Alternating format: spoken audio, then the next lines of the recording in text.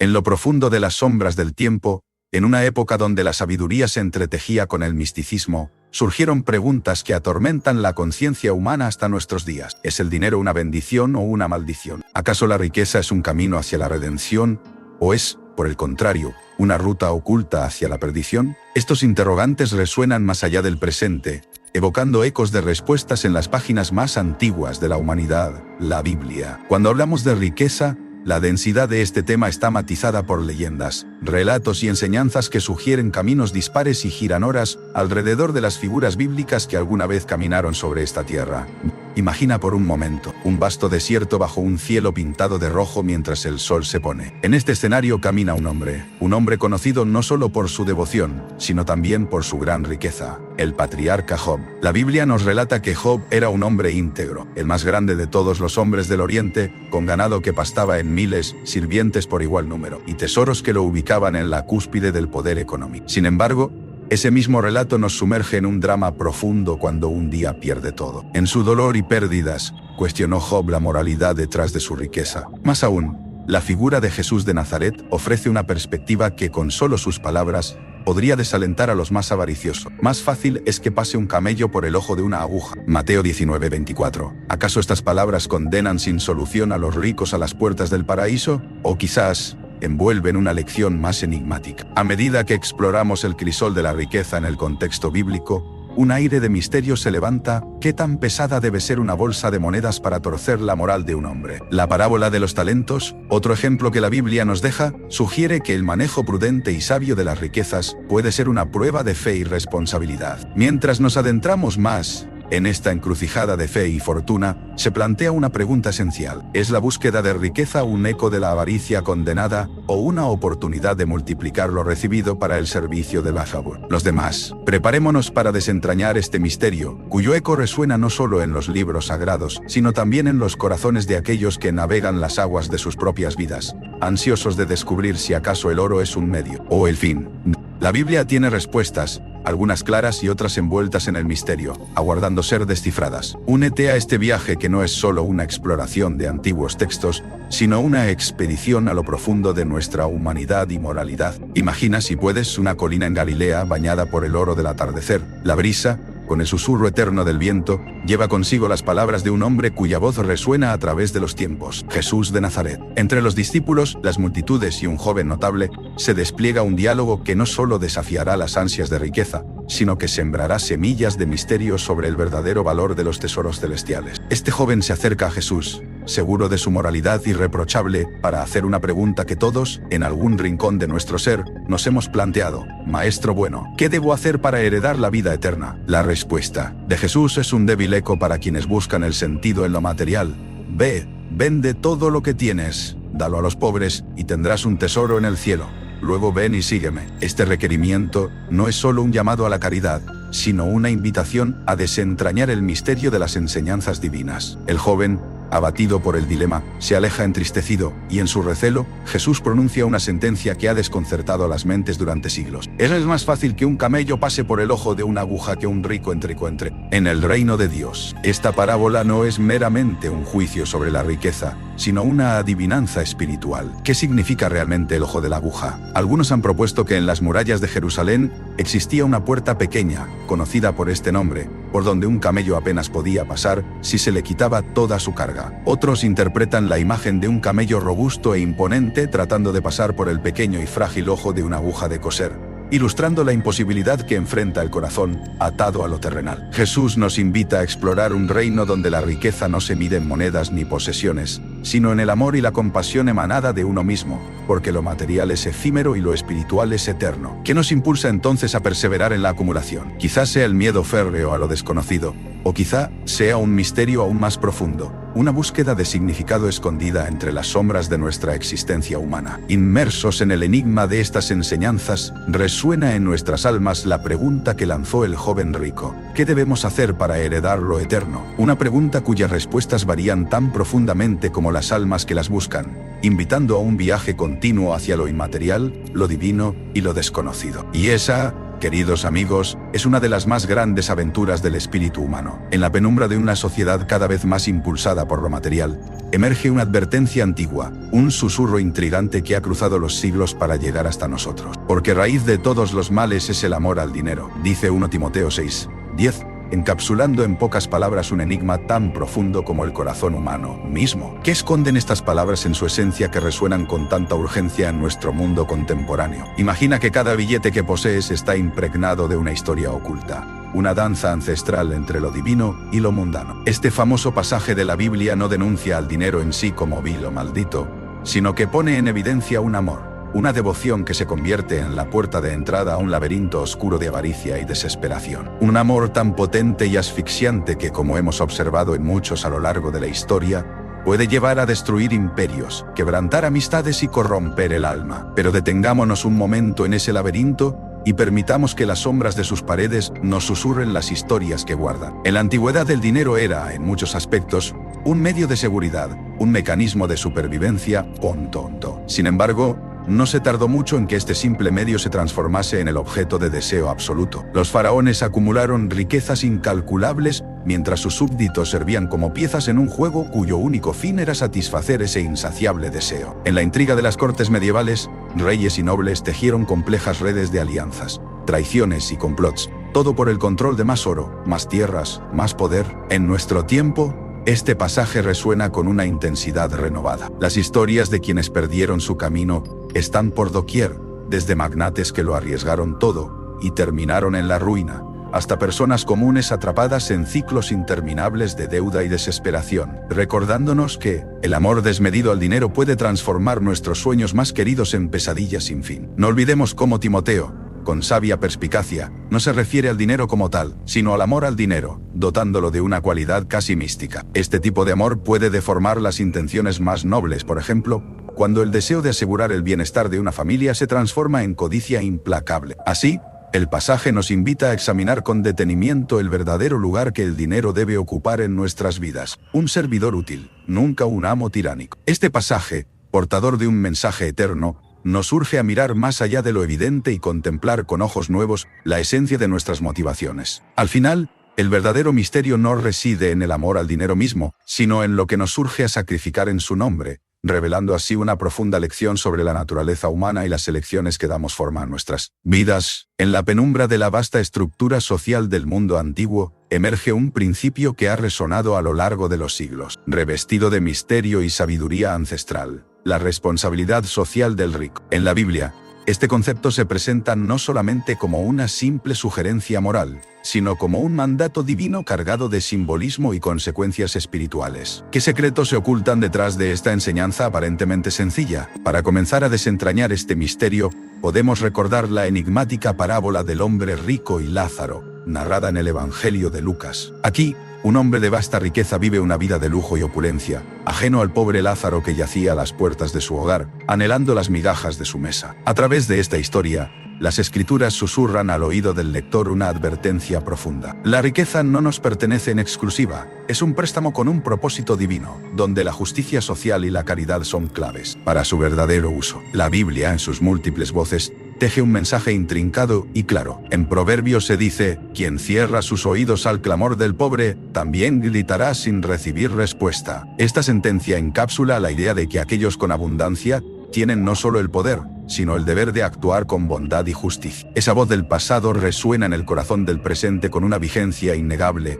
como un eco en el corredor del tiempo, instándonos a no olvidar la interconexión de nuestras almas. Incluso Job, un hombre probado hasta el límite, reafirma la importancia de esta responsabilidad. Él recuerda su integridad diciendo: si he retenido lo que el pobre necesitaba, si he causado dolor al huérfano, entonces merezco lo que tengo. Aquí Job habla desde el misterio de la ética personal y la íntima relación con lo divino, subrayando que la riqueza debe ser un vehículo de bondad, no de vanidad. Detrás de estas narraciones y sentencias se oculta una verdad arcana, una que invita a los poseedores de riquezas a ser custodios de la esperanza y agentes de cambio positivo en el mundo. Esta carga mística y moral cubre al rico como un manto, exigiendo acciones concretas que reflejen la grandeza de la generosidad divina. En medio de las vastas llanuras de la antigua Judea, donde el sol abrasador teñía de oro los campos de trigo, Jesús, el maestro de misterios, se dirigió a una multitud expectante con una historia cuya resonancia atraviesa los siglos como un eco en la conciencia humana. Era la parábola del rico insensato, un relato que desafía nuestros conceptos sobre la seguridad y el propósito en la vida. Pero, ¿qué esconde realmente este cuento de advertencia? Imagina a un hombre cuya vida parecería la envidia de muchos. En sus terrenos se extendían cosechas tan abundantes que sus graneros, llenos a reventar, ya no tenían espacio suficiente para contenerlas. Con cada rayo de sol que se deslizaba entre las nubes, sus riquezas se multiplicaban. Sus campos prometían un futuro próspero donde él sería el amo de su propio destino. O eso pensaba, pero la tragedia oculta en su éxito es que su alma se volvía más pobre con cada grano acumulado. La decisión del rico lo llevó a demoler sus graneros, no para compartir esa abundancia, sino para construir otros más grandes que alimentaran su avaricia. Un susurro parecía escurrirse en la oscuridad: «Alma mía, tienes bienes guardados para muchos años. Descansa, come, bebe y regocíjate». Un canto seductor que lo arrullaba en la ilusión de que sus días serían interminables. Pero aquí donde el misterio se intensifica, como un crescendo silencioso, surge la voz implacable de lo inevitable: «Necio, esta misma noche tu vida te será demandada. ¿Y lo que has preparado, de quién será?». En este relato no solo se encuentra una advertencia sobre el apego a las riquezas, sino una interrogante sombría sobre el propósito de nuestras acciones y posesiones. En una sociedad que a menudo mide el éxito en monedas de oro y propiedades, ¿qué ocurre cuando lo que acumulamos es solo un espejismo que desvanece con el último aliento? La inteligencia de Jesús al tejer esta parábola asombra a quienes buscan respuestas, enganchando incluso a los más escépticos, porque la riqueza en este mundo es finita, y el único legado realmente eterno es aquel que se invierte en amor y generosidad. Al contemplar este enigma, nos enfrentamos a un espejo que refleja nuestra propia vanidad, despojándonos de la ilusión, para guiarnos hacia un propósito más alto y verdadero, donde el secreto del verdadero éxito no radica en lo que poseemos, sino en cómo vivimos. Imagina por un momento que caminas por un sendero en un antiguo bosque, donde cada hoja que cruje bajo tus pies parece susurrar secretos de un tiempo olvidado. Este bosque metafórico es el terreno fértil donde germina la semilla de la generosidad, un llamado que resuena desde las páginas del pasado y que todavía encontramos en textos sagrados como la Biblia. Allí, las exhortaciones a la generosidad no son meramente consejos, sino ecos de un lenguaje divino que invita al alma a un banquete de abundancia compartida. En las Escrituras nos topamos con figuras enigmáticas como el rico joven, que se acerca a Jesús buscando la sabiduría eterna. Jesús, en respuesta, le ofrece un reto que bien podría ser la llave hacia un reino misterioso. Este verso, cargado de misterio, plantea una pregunta profunda. ¿Qué ocurre en ese acto de desprendimiento voluntario? ¿Qué secretos del alma se revelan al soltar las ataduras materiales? El llamado a la generosidad es, en su esencia,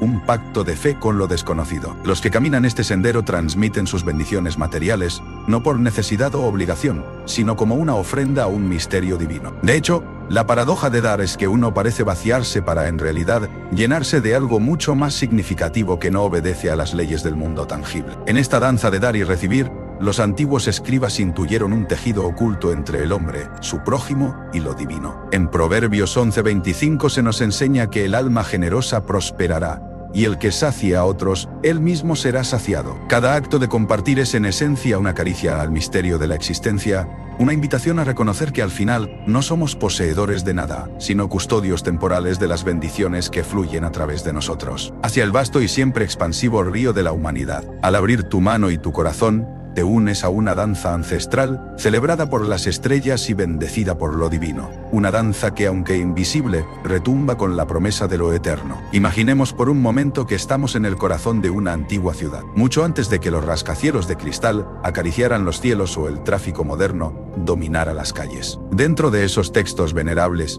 los libros de Proverbios y Eclesiastés, como guardianes sigilosos de conocimientos olvidados, nos aluden a las insondables profundidades de la condición humana, advirtiéndonos sobre los peligros que acechan a aquellos dominados por la avaricia. En Proverbios 15:27, se expresa con claridad: el avaro acarrea el mal sobre su casa, pero el que aborrece el soborno vivirá. Palabras que resuenan como un eco desde tiempos remotos, extendiendo una advertencia a lo largo del tiempo. Este proverbio nos invita a reflexionar sobre el concepto de casa. Esta avaricia, un deseo insaciable de poseer más, se desliza en nuestras almas con una sutileza aterradora, prometiéndonos la plenitud material y cegándonos a las cosas verdaderamente valiosas, la paz interior y las relaciones genuinas. La búsqueda de riqueza se convierte en una suerte de sombra que crece, oscureciendo corazones y atrofiando el espíritu. Los antiguos sabios percibieron este riesgo, y sus enseñanzas son como luces titilantes en medio de nuestra propia oscuridad personal. El libro de Eclesiastés, siempre imbuido de un tono poético y melancólico, nos susurra otro enigma. En Eclesiastés 5:10 se nos revela: el que ama el dinero jamás se saciará de dinero. Es una advertencia poderosa, un rompecabezas que late con la verdad desapasionada de la existencia humana. Aquí, el dinero se transforma en una ilusión, un destello fugaz que promete eternidad mientras nos consume lentamente. Imaginemos al sabio autor de estas palabras, escribiendo desde la profundidad de su comprensión del alma humana, consciente de que el verdadero tesoro yace en el discernimiento y la templanza. En un mundo abocado a la acumulación compulsiva, su advertencia resuena aún más en el eco de nuestros propios deseos. A medida que navegamos por el constante vaivén de la modernidad, donde el brillo de la riqueza a menudo nos ciega, estos textos antiguos son faros en la niebla, recordándonos las consecuencias invisibles de la avaricia. Al ignorar estas advertencias, nos arriesgamos a entrar en un abismo de ruina personal y espiritual. Y así, el misterio de la vida se convierte no en cuánto podemos acumular, sino en lo que estamos dispuestos a desprender para hallar la verdadera paz. Imagina un vasto desierto bajo un cielo estrellado, una escena que evoca el misterio y la promesa.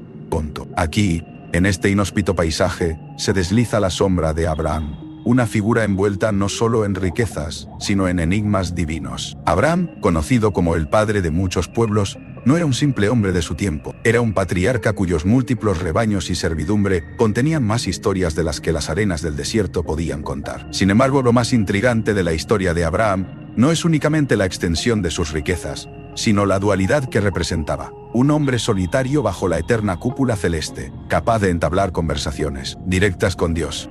¿Cómo manejaba Abraham esta dualidad, siendo un simple mortal y, a la vez, un protagonista en el designio celestial? Ahí es donde la profundidad de su fe se convierte en el verdadero oro de sus historias. Al ser llamado a sacrificar a su hijo, Isaac, un milagro que nunca fue fácil, se presenta como un símbolo de la capacidad de medianero entre lo mundano y lo celestial, lo material y lo espiritual. Cruzando los páramos bíblicos, encontramos la figura de Job, otro personaje fascinante. Job no solo era rico en abundancia material, sino también era un hombre de prosperidad espiritual sin igual. Su historia se desenvuelve como un drama cósmico, donde las riquezas fungían como el escenario tangible mientras fuerzas invisibles urdían complicadas tramas sobre su alma. Aquí, las riquezas de Job no son meros enseres, son la telaraña donde se enredan las pruebas de fe más profundas. Con una paciencia tan trascendental como el relato que lleva su nombre, Job nos enseña que las riquezas verdaderas no son aquellas que se cuentan ni se miden, sino las que soportan las pruebas celestiales. La interacción de estos patriarcas con sus riquezas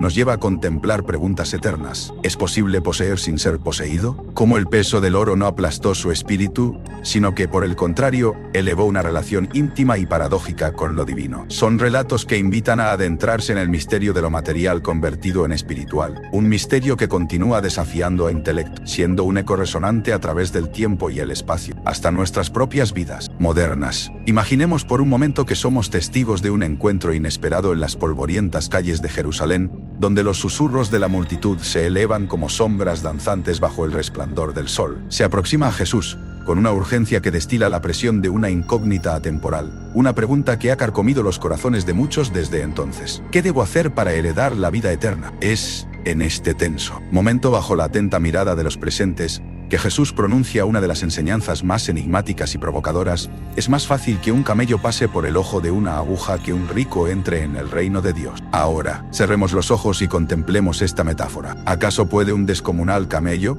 emblema de resistencia y carga, atravesar el diminuto orificio de una aguja hecha por manos humanas? Y entonces, nos asalta la duda. ¿Qué significa realmente esta declaración? La escena se envuelve en un manto de misterio, como si el mismo aire se congelara momentáneamente, paralizado por la audacia del mensaje. Aquí no se trata simplemente de un desprecio por la riqueza, sino de algo mucho más profundo. Las palabras de Jesús, cual criptograma divino, nos invitan a cuestionar la verdadera naturaleza del apego humano hacia la riqueza material. ¿Podría ser que Jesús nos esté guiando a un reino donde los valores no se miden por posesiones físicas, sino por la anchura y profundidad del alma? A medida que profundizamos en el relato, se despliega ante nosotros un tapiz más vasto, la lucha eterna entre lo efímero y lo eterno, lo tangible y lo divino. La riqueza, entonces, se convierte en un símbolo de las cadenas invisibles que, aunque doradas y atractivas, atan al ser humano a un mundo pasajero, distrayéndole de la plenitud prometida por Dios. Aquí, el misterio no reside en la riqueza en sí, sino en cómo ésta puede ensombrecer el alma, alojando dudas y ansiedades que confrontan el propósito eterno. Pero en esta parábola escondida de contradicciones y desafíos,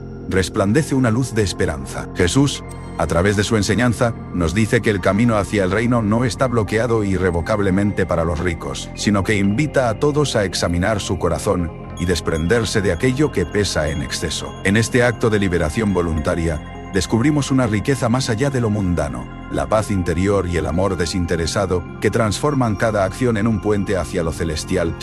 Al final, nos queda una pregunta resonante. ¿Qué sacrificios estamos dispuestos a hacer para entrar en el reino que no se compra con monedas, sino con fe? En lo profundo del tejido de las Escrituras, donde las palabras están impregnadas de antiguas revelaciones, se despliega un misterio que ha intrigado a los sabios a lo largo de los siglos. La riqueza como bendición divina. Imagine estar en la vasta extensión de los tiempos bíblicos, bajo el calor del abrasador desierto, cuando los susurros del viento parecían portar secretos celestiales que solo unos pocos elegidos podían interpretar. Entre ellos se encontraba Abraham, un hombre cuya riqueza fue vista como un claro ejemplo de la gracia y el favor de Dios sobre los justos. Pero, ¿qué enigma se esconde detrás de la percepción de la riqueza como una bendición celestial? En las páginas del Génesis, encontramos la historia de Job, un hombre de inconmensurable riqueza, cuya fortuna no solo era señal de bendición, sino también de una prueba divina, llena de tesoros espirituales y desafíos éticos. No obstante, cuando Dios restauró sus posesiones,